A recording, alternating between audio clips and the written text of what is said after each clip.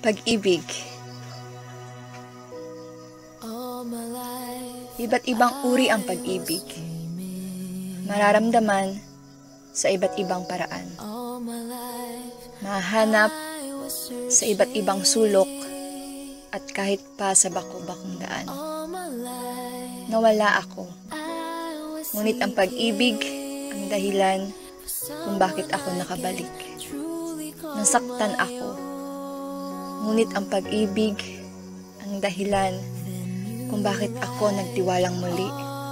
Oo, mahirap hanapin ang totoong pag-ibig.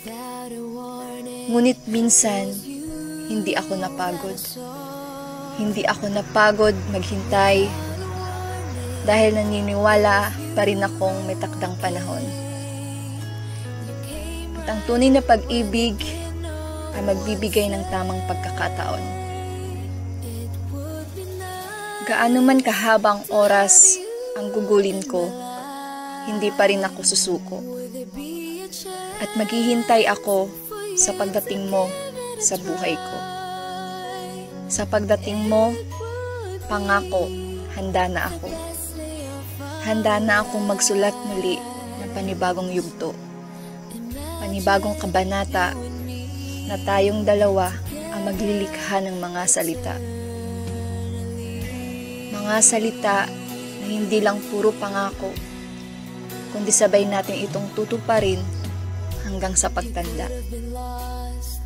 At sa bawat pahina ay lalagyan ng mabango at makukulay na tinta.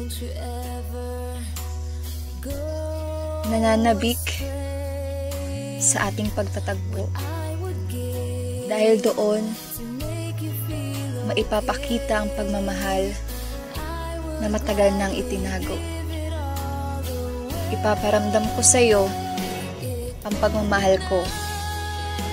Hindi ako matatakot dahil sigurado ako hindi ito maglalaho.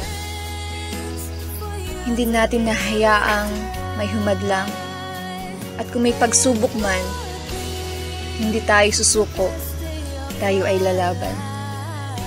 Sabay natin haharapin ang umaga, pagpapatuloy ang istorya at bubuo ng masasayang alaala.